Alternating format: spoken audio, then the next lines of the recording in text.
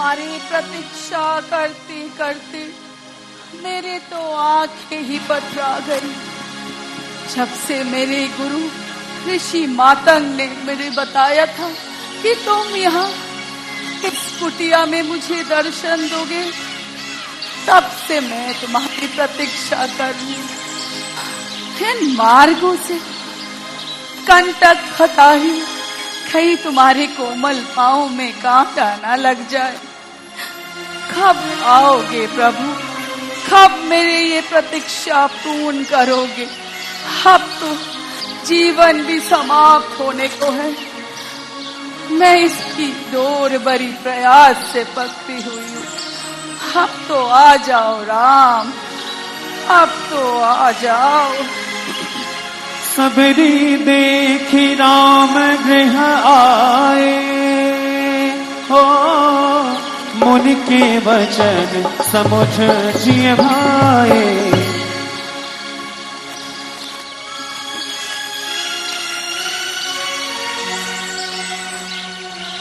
माते,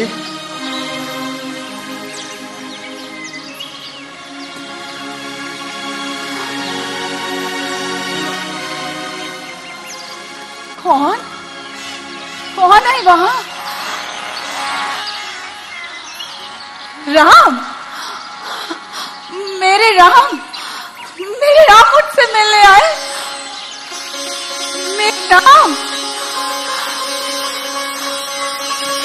मेरे राम मुझसे मिलने आए। रुको राम, रुको।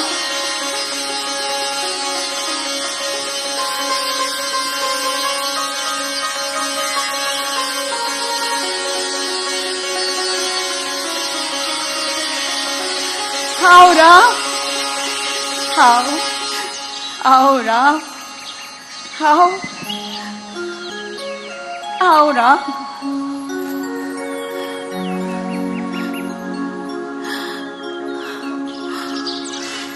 मेरे राम मुझसे मिलने आए। मैं क्या करूं? मैं कुछ खाने को दूं? पानी लाओ, आसन? मैं पहले आपके चरण कर लेती। क्षमा करो, क्षमा करो राम, मैंने आपको छू लिया। को नहाना पड़ेगा। क्यों नहाना पड़ेगा माँ? मेरी छाया पड़ने से गुरु के भी वस्त्र मैले हो जाते। मुझे छूने से लोग नहाते हैं। मैं नीच, कुबुद्धि और अज्ञानी हूं ना प्रभु। नहीं माँ, कोई भी मनुष्य जीवन से नीच, कुबुद्धि, अज्ञानी नहीं होता। मनुष्य तो केवल अपने कर्मों से जाना जाता है माँ। आप निश्चिंत रहे ना माँ। आओ राम, आओ।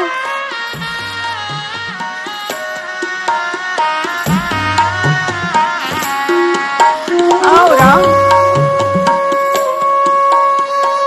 आओ राम, बैठो। आओ राम।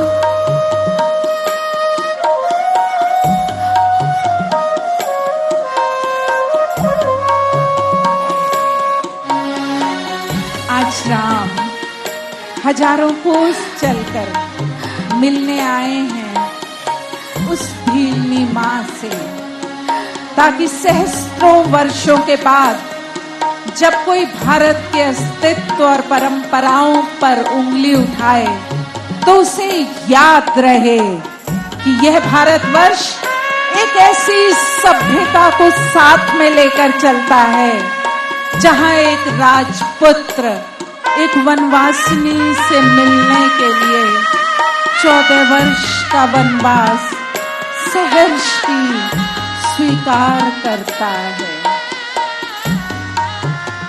कहो राम, शबरी की कुटिया ढूंढने में अधिक कष्ट तो नहीं हुआ? कष्ट का क्या मोल माँ, यहाँ तो आना ही था।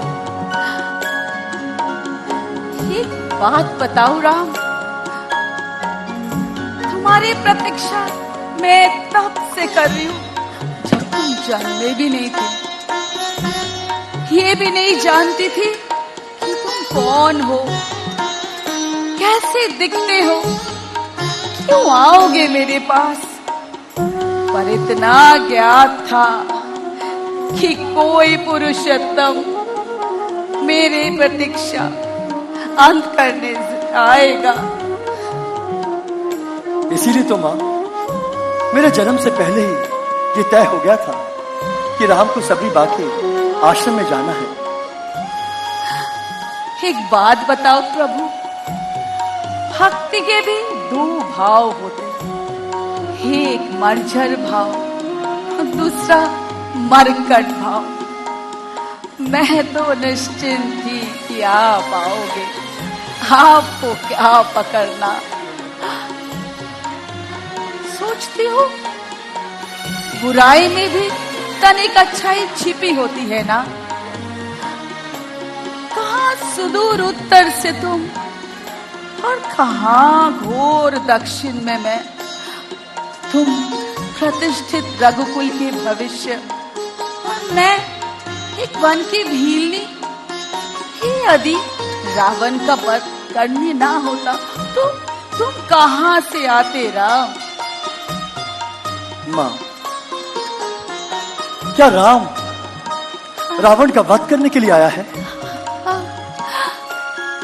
तो मेरे क्या मात्र इस भीलने से मिलने आए? राम वन में इसलिए आया है ताकि भविष्य याद रखे कि प्रतीक्षाएं अवश्य पूरी होती हैं, तथा विश्व को संदेश जाए कि मां की इच्छा को पूरा करना ही राम होना है।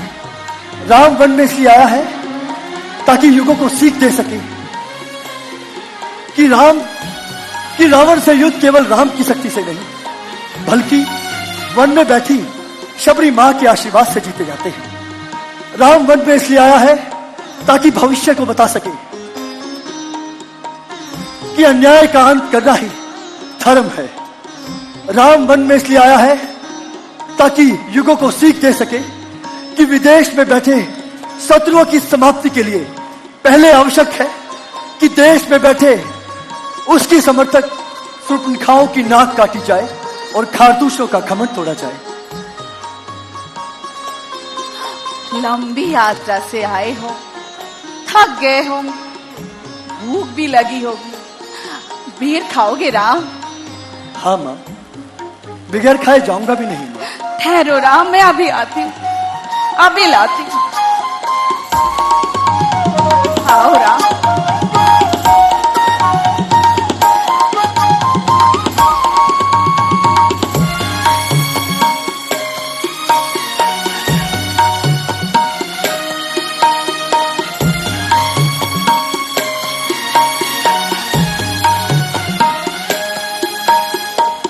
राम इसलिए बनाए कि शासन और प्रशासन इस बात को जान सके कि जब प्रशासन पैदल चल समाज के अंतिम व्यक्ति तक पहुंचता है, तभी राम राज्य आता है और यही अंत्योदय है।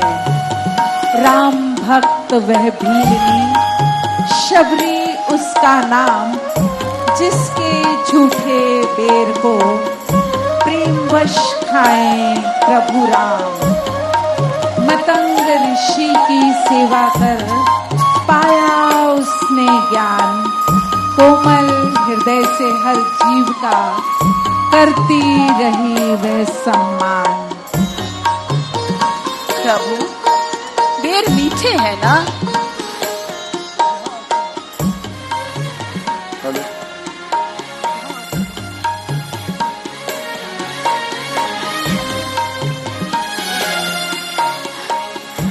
भैया,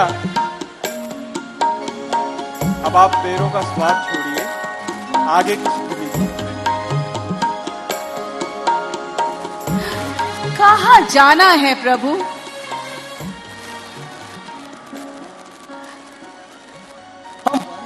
गुरु की खोज में आए हैं माँ। सुग्रीव के पास क्यों जाना है प्रभु? माते, एक दिवस हम वनों में सुखपूर्वक अपना जीवन व्यतीत कर रहे थे कि एक दिवस राक्षस रावण मेरी भार्या सीता को हर ले गया, हम उसी की खोज में आए हैं मां। प्रभु, यहाँ से कुछ ही दूर पर किष्किंधा पर्वत है। वही राजा सुग्रीव अपने साथियों के साथ रहते। आप उनके पास अवश्य जाइए, वो निश्चित आपकी कुछ सहायता करेंगे। अब आप हमें आज्ञा दीजिए मां। ठीक है राम, फिर मैं भी अपने शरीर को त्याग के गुरु के धाम चली जाती।